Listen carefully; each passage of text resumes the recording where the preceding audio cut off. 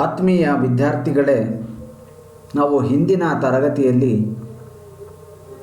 ತತ್ವಶಾಸ್ತ್ರ ಮತ್ತು ಸಮಾಜಶಾಸ್ತ್ರೀಯ ಎಂಬ ವಿಷಯದಲ್ಲಿ ಬರುವಂತಹ ತತ್ವಶಾಸ್ತ್ರದ ಪಂಥಗಳು ಎಂಬ ಘಟಕದಲ್ಲಿ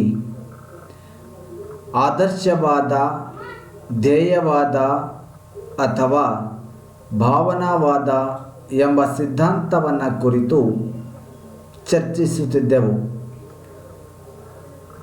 ಅದರಲ್ಲಿ ಮುಖ್ಯವಾಗಿ ಆದರ್ಶವಾದ ಎಂದರೇನು ಮತ್ತು ಆದರ್ಶವಾದದ ತತ್ವಗಳು ಹಾಗೂ ಕೆಲವು ಗುರಿಗಳನ್ನು ನಾವು ಚರ್ಚೆ ಮಾಡಿದ್ದೇವೆ.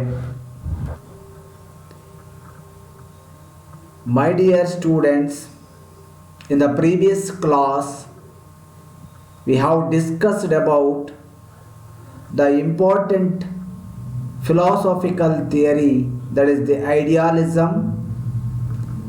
In that we have completed the concept of idealism and also the principles of idealism and some more the aims of education according to idealism.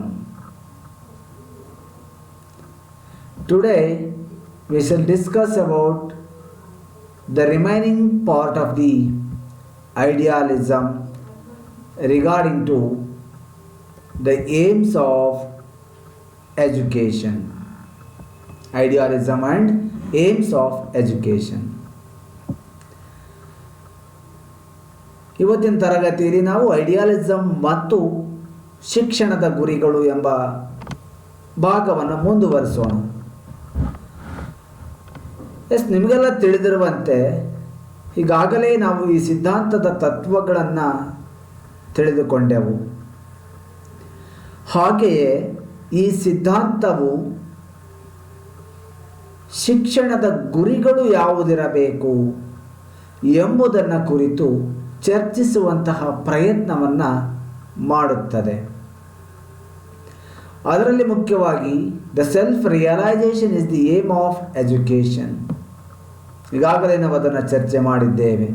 Self realisation, ಆತ್ಮ ಸಾಕ್ಷಾತ್ಕಾರವೇ ಶಿಕ್ಷಣ. ಈಗ ಅದರಲ್ಲಿ ಮುಖ್ಯವಾಗಿ ಎರಡನೇ ಗುರಿಯನ್ನು ನಾವು ಚರ್ಚೆ ಮಾಡೋಣ. That is the universal education. Universal education, ಸಾರ್ವತ್ರಿಕ ಶಿಕ್ಷಣ.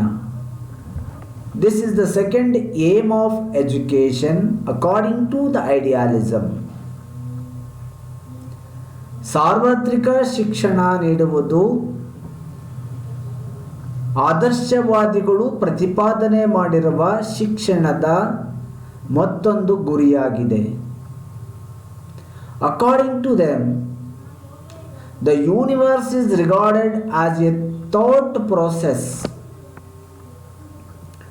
That's why education should be based on the teaching of the universal truth from the standpoint of the rationality of the universe.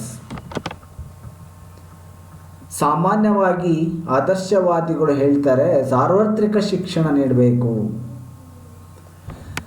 ಅಂದರೆ ಶಿಕ್ಷಣದ ವಿವಿಧ ಮಜಲುಗಳು ಸಾರ್ವತ್ರಿಕ ಹಿನ್ನೆಲೆಯಲ್ಲಿ ಪ್ರಸ್ತಾಪ ಮಾಡೋದ್ರಿಂದ ಅದು ಸಾರ್ವತ್ರಿಕತೆ ಅನ್ನುವಂಥದ್ದು ಅಥವಾ ಎಂಟೈರ್ ಯೂನಿವರ್ಸ್, ಇಡೀ ವಿಶ್ವ ಒಂದು ಯೋಚನಾ ಪ್ರಕ್ರಿಯೆಯಾಗಿರೋದ್ರಿಂದ education should be based on the teaching of the universal truth. ಶಿಕ್ಷಣವೂ ಕೂಡ ಸಾರ್ವತ್ರಿಕ ಸತ್ಯವನ್ನು ಹೇಳುವಂತಹ ವಿಚಾರಗಳನ್ನು ಆಧಾರವಾಗಿಟ್ಟುಕೊಂಡು ಬೋಧಿಸಬೇಕು. ವಿಶ್ವದ ತಾರ್ಕಿಕತೆಯನ್ನು ಚರ್ಚಿಸುವಂಥ ಪ್ರಯತ್ನವನ್ನು ಮಾಡಬೇಕು ಎಂಬುದು ಅವರ ಮತ್ತೊಂದು ವಾದ. The third one is spiritual development is the another aim of education according to the idealist. ಆದರ್ಶವಾದಿಗಳ ಪ್ರಕಾರ ಆಧ್ಯಾತ್ಮಿಕ ಬೆಳವಣಿಗೆ ಎಂಬುದು ಶಿಕ್ಷಣದ ಮತ್ತೊಂದು ಗುರಿಯಾಗಿದೆ. spiritual development. Okay, of course, it is inevitable or it is required also because they always give more importance to spirituality. That's why it is also the another important aim of education according to the idealist or the idealism theory.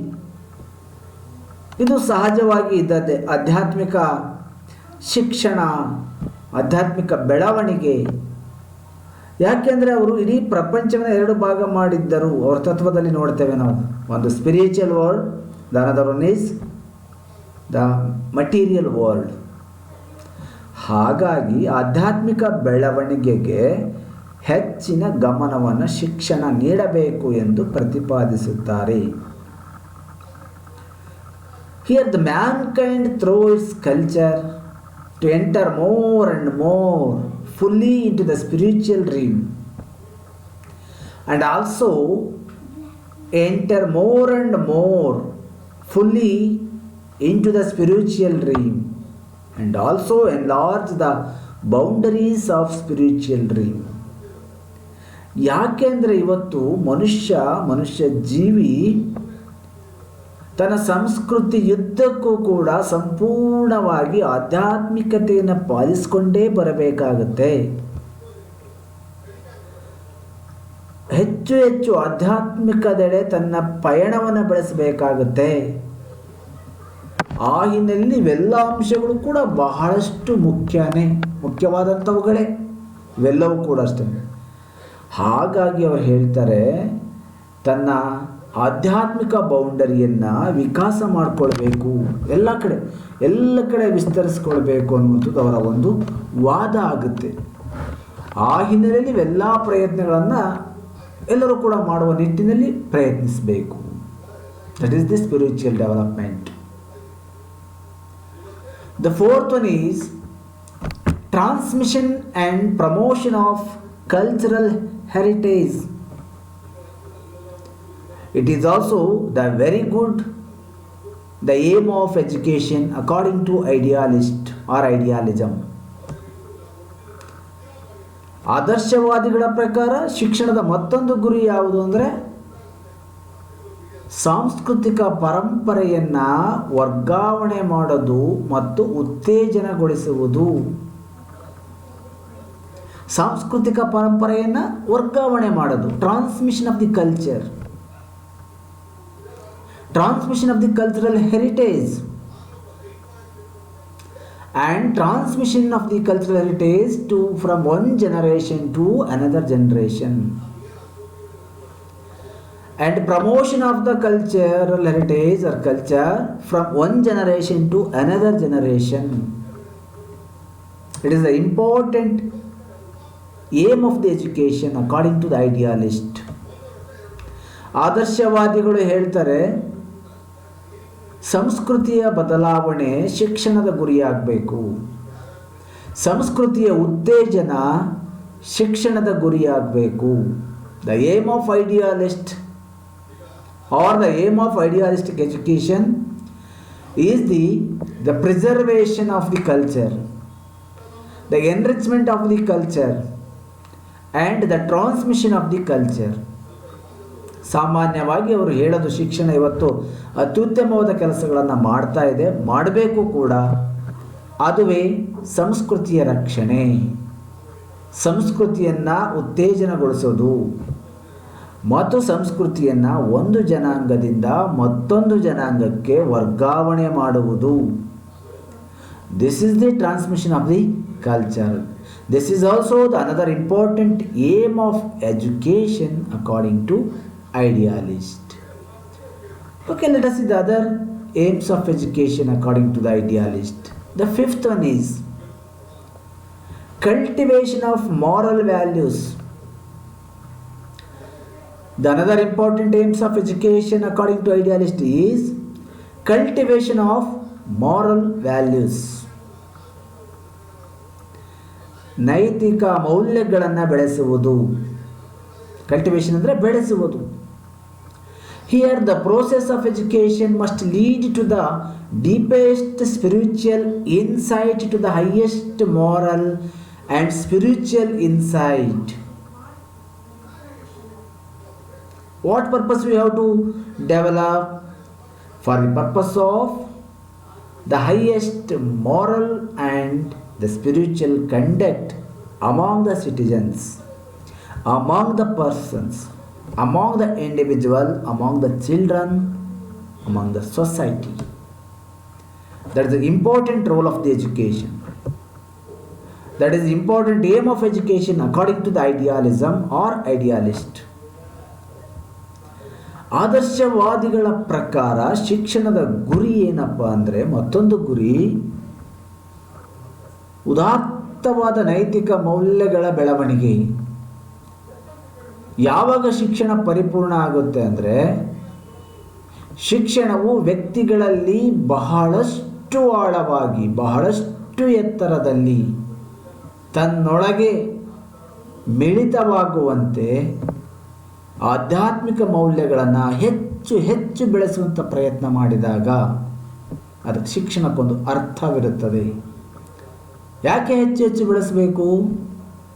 ಯಾಕೆ ಅಂದರೆ ಸಮಾಜಕ್ಕೆ ನೈತಿಕ ಮತ್ತು ಆಧ್ಯಾತ್ಮಿಕ ನಡವಳಿಕೆಯ ಅಗತ್ಯತೆ ಇದೆ. ಆ ಹಿನ್ನೆಲೆಯಲ್ಲಿ ನೈತಿಕ ಮೌಲ್ಯಗಳ ಬೆಳವಣಿಗೆ ಅತ್ಯುತ್ತಮವಾದುದು. It is very very inevitable and very very important also. Then sixth one is preparation for holy life. Preparation for a holy life. It is also another aim of education according to the idealist. ಪವಿತ್ರ ಜೀವನಕ್ಕಾಗಿ ವಿದ್ಯಾರ್ಥಿಗಳನ್ನು ಸಜ್ಜುಗೊಳಿಸೋದು, ಸಿದ್ಧಗೊಳಿಸೋದು. Idealism prepares an individual for a holy life. Probel says, the educationist Probel says, the object of education is the realization of a faithful, pure, inviolable and hence holy life. ಒಂದು ಶಿಕ್ಷಣದ ಪರಿಶುದ್ಧ ಕೆಲಸವೇನಪ್ಪ ಅಂದರೆ, ಒಬ್ಬ ವ್ಯಕ್ತಿಯನ್ನು ಪರಿಶುದ್ಧವಾದ ಜೀವನಕ್ಕೆ ಸಿದ್ಧಗೊಳಿಸೋದು. ಪರಿಶುದ್ಧವಾದ ಜೀವನ ಅಂದರೆ ಸ್ವಾರ್ಥವಿಲ್ಲದ, ತ್ಯಾಗಮಯಿಯಾದ, ಕರುಣೆ ತುಂಬಿದ, ಅಹಿಂಸೆ ಮನೋಭಾವನೆಯನ್ನು ಹೊಂದಿದ, ದೇಶಕ್ಕಾಗಿ, ತನಗಾಗಿ, ತನ್ನ ಅಭಿವೃದ್ಧಿಗಾಗಿ ಪ್ರಯತ್ನಿಸುವ ವ್ಯಕ್ತಿಗಳನ್ನು ನಿರ್ಮಾಣ ಮಾಡುವಂತಹ ಶಿಕ್ಷಣ ಕೊಡಬೇಕು. ಅದು ಶಿಕ್ಷಣದ ಗುರಿ. The seventh one is development of the intelligence and rationality. There is also very very major aim of the education according to the idealism. Development of the intelligence and rationality. ತಾರ್ಕಿಕತೆ ಮತ್ತು ಬುದ್ಧಿಶಕ್ತಿಯನ್ನು ಅಭಿವೃದ್ಧಿಪಡಿಸುವುದು. Here idealism wishes that education should develop the mind. Education should develop the mind fully. It makes a person rational as well. Only the highly developed mind can understand the all-pervading force, the emancipation of spirit, the self-realization and the realization of the higher values of life.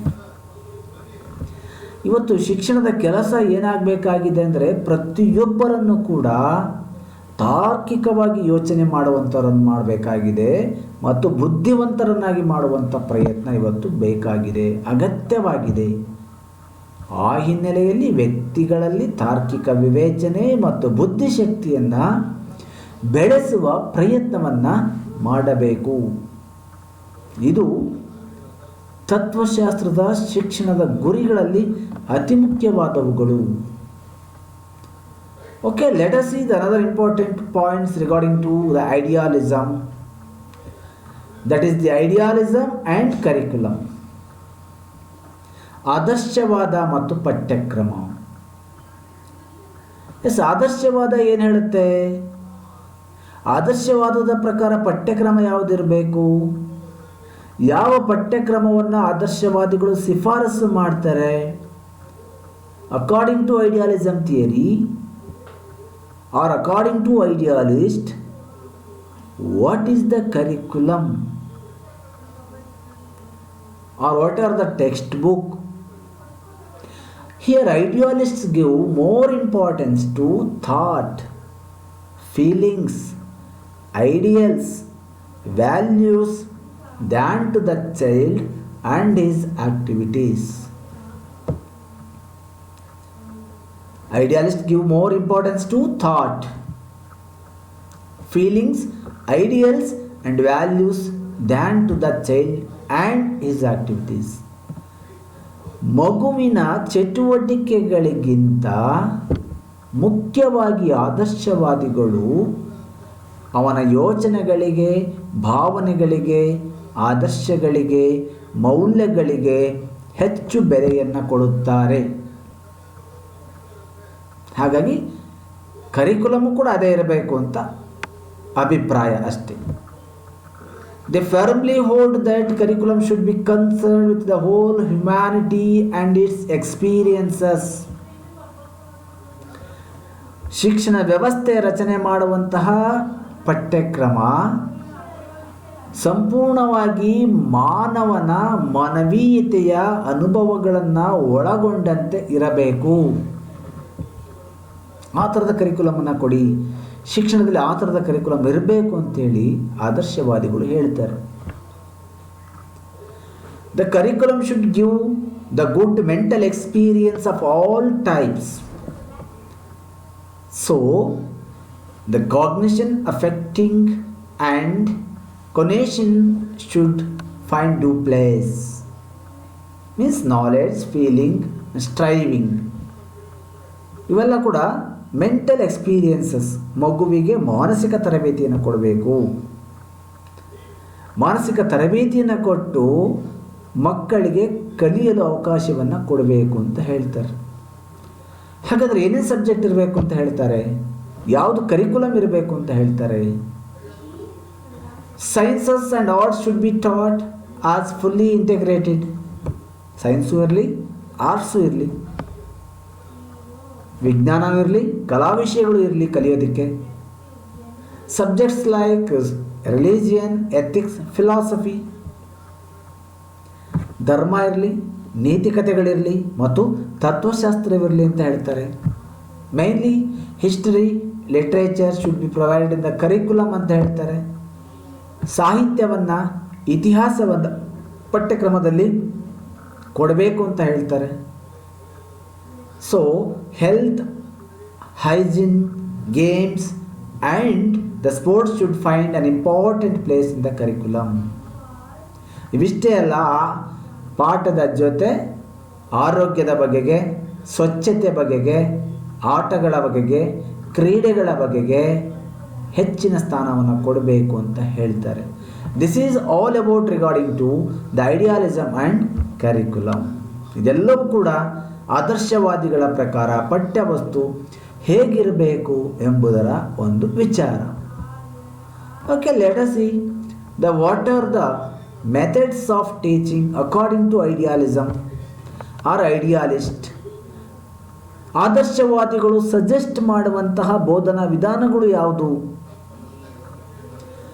ಆದರ್ಶವಾದಿಗಳ ಪ್ರಕಾರ ಶಿಕ್ಷಣ ವ್ಯವಸ್ಥೆಯಲ್ಲಿ ಅನುಸರಣೆ ಮಾಡುವಂತಹ ಬೋಧನಾ ವಿಧಾನಗಳು ಯಾವುದು? Idealism has not prescribed the specific methods of teaching. ಇಂಥದ್ದೇ ಬೋಧನಾ ವಿಧಾನ ಅಂತ ಅವ್ರು ಹೇಳಿಲ್ಲ. ನಿರ್ದಿಷ್ಟವಾದ ಇವೇ ಬೋಧನಾ ವಿಧಾನಗಳನ್ನು ಬಳಸಿ ಅಂತಲೂ ಕೂಡ ಹೇಳಿಲ್ಲ. In a class room is a temple of spiritual learning. ಶಾಲೆಯು ಒಂದು ದೇವಾಲಯವಿದ್ದಂತೆ. ಯಾವುದಕ್ಕೆ? ಆಧ್ಯಾತ್ಮಿಕ ಶಿಕ್ಷಣವನ್ನು ಕಲಿಯಲಿಕ್ಕೆ. A meeting place of a human minds, a place for self education. ಹಾಗಾಗಿ ಇಲ್ಲಿ ಆಧ್ಯಾತ್ಮಿಕ ಕಲಿಕೆಯನ್ನು ಕಂಡುಕೊಳ್ಳೋದಕ್ಕೆ ಶಾಲೆನೂ ಕೂಡ ಒಂದು ಮುಖ್ಯವಾದ ಅಂಶಗಳಾಗುತ್ತೆ. For this there is no particular method has been suggested. ಹಾಗಾಗಿ ಇರೋ ವಿಧಾನಗಳೇ ಆಗ ಏನು ಪ್ರಸ್ತುತದಲ್ಲಿತ್ತಲ್ಲ ಆ ವಿಧಾನಗಳೇ ಇರಲಿ ಅಂತ ಹೇಳ್ತಾರೆ. Learning through reading is a method, learning through lecturing, learning through discussion, learning through imitation. These are all the important methods of teaching according to idealism. ಓದುವುದರ ಮೂಲಕ ಕಲಿಕೆ, ಉಪನ್ಯಾಸದ ಮೂಲಕ ಕಲಿಕೆ, ಚರ್ಚೆಯ ಮೂಲಕ ಕಲಿಕೆ ಮತ್ತು ಅನುಕರಣೆಯ ಮೂಲಕ ಕಲಿಕೆ. ಆದರ್ಶವಾದಿಗಳು ಯಾವ ಬೋಧನಾ ವಿಧಾನವನ್ನು ಹೇಳ್ತಾರೆ? Learning through reading, learning through lecturing, learning through discussion and learning through imitation. ಓದುವುದರ ಮುಖೇನ ಕಲಿಕೆ, ಚರ್ಚೆ ಮಾಡುವುದರ ಮುಖೇನ ಕಲಿಕೆ, ಉಪನ್ಯಾಸ ನೀಡುವುದರ ಮುಖೇನ ಕಲಿಕೆ ಹಾಗೂ ಅನುಕರಣೆ ಮಾಡುವುದರ ಮುಖೇನ ಕಲಿಕೆ. ಈ 4 ವಿಧಾನಗಳನ್ನು ಬಳಸಬಹುದು ಎಂಬುದು ಅವರ ಸಲಹೆ. Yes, this is all about the methods of teaching according to the idealism. Okay, the next one is idealism and discipline. ಆದರ್ಶವಾದದ ಪ್ರಕಾರ ಶಿಸ್ತು ಹೇಗಿರಬೇಕು?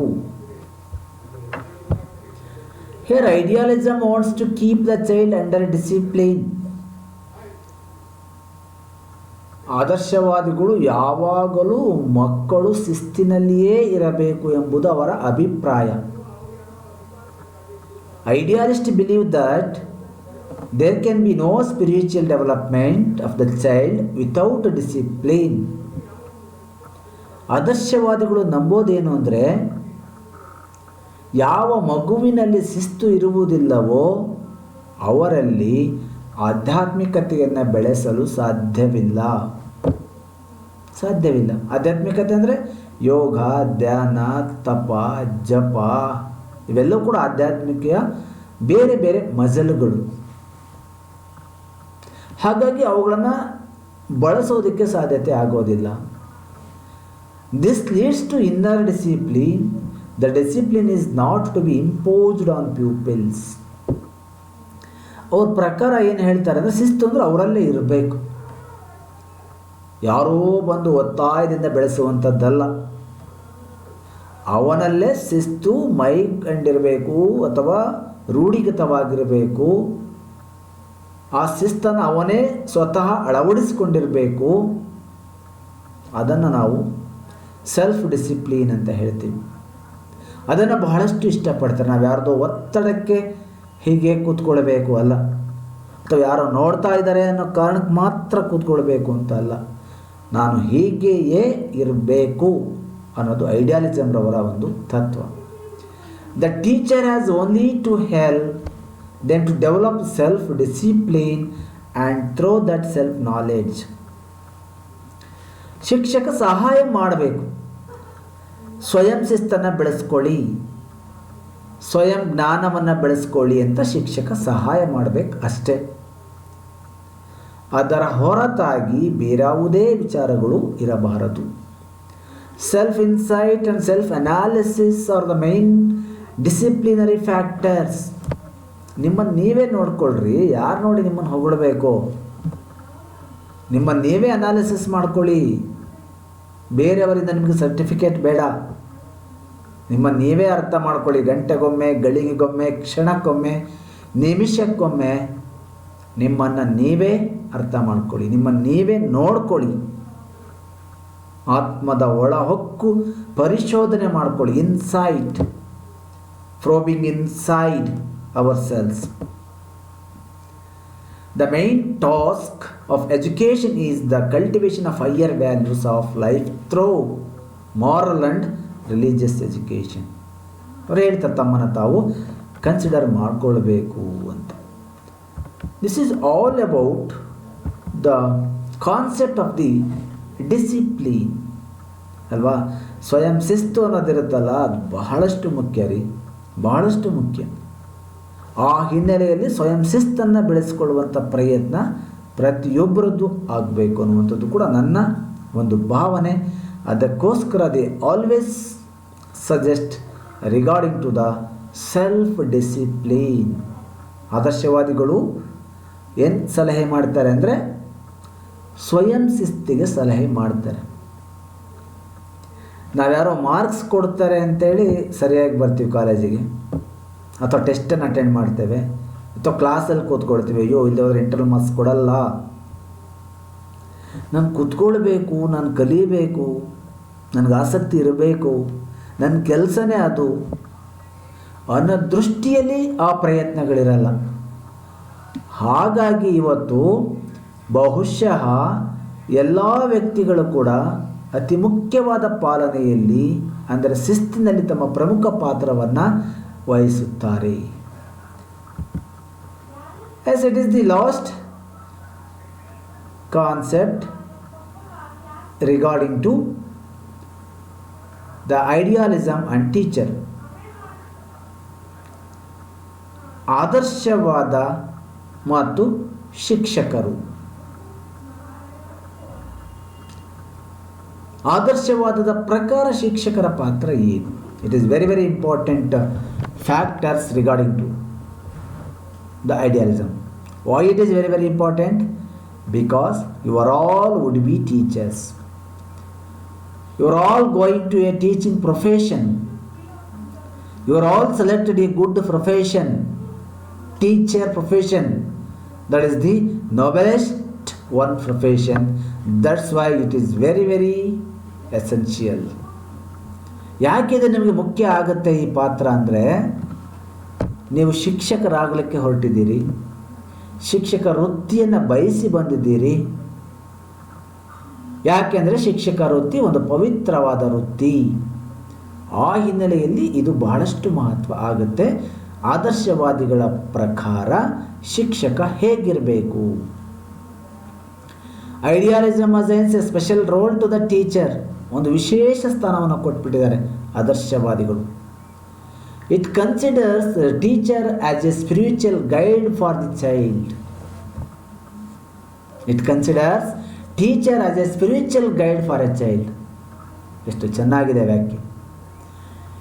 ಶಿಕ್ಷಕನನ್ನು ಒಂದು ಆಧ್ಯಾತ್ಮ ಮಾರ್ಗದರ್ಶಕ ಎಂದು ಪರಿಗಣನೆ ಮಾಡುತ್ತೆ.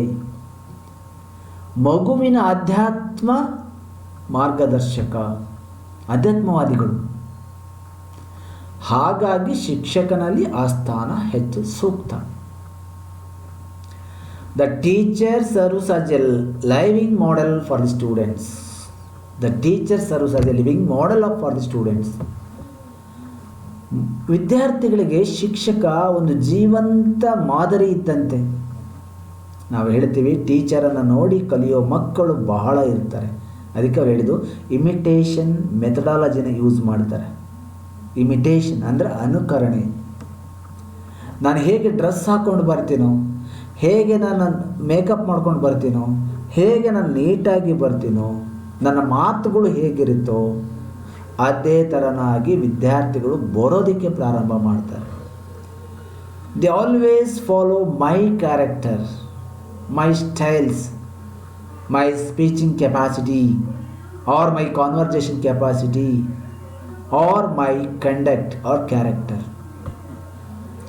ಹಾಗಾಗಿ ಅವನು ಒಬ್ಬ ಜೀವಂತ ಮಾದರಿಯಾಗಿರ್ತಾನೆ. He sets the environment in which education takes place. ಶಿಕ್ಷಣ ತೆಗೆದುಕೊಳ್ಳುವಂಥ ವಾತಾವರಣವನ್ನು ನಿರ್ಮಾಣ ಮಾಡಬೇಕು. He carries the child from darkness to light.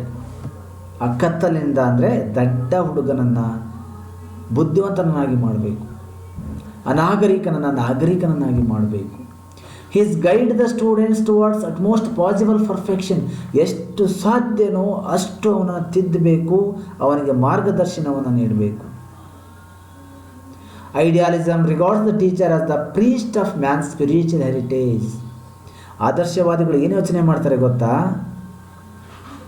ಮನುಷ್ಯ ವಿದ್ಯಾರ್ಥಿಯ ಆಧ್ಯಾತ್ಮ ಪೂಜಾರಿ ಶಿಕ್ಷಕ ಎಂದು ಭಾವಿಸ್ತಾರೆ. ವಿದ್ಯಾರ್ಥಿಯ ಆಧ್ಯಾತ್ಮಿಕ ಪೂಜಾರಿ ಶಿಕ್ಷಕ ಎಂದು ಭಾವಿಸ್ತಾರೆ.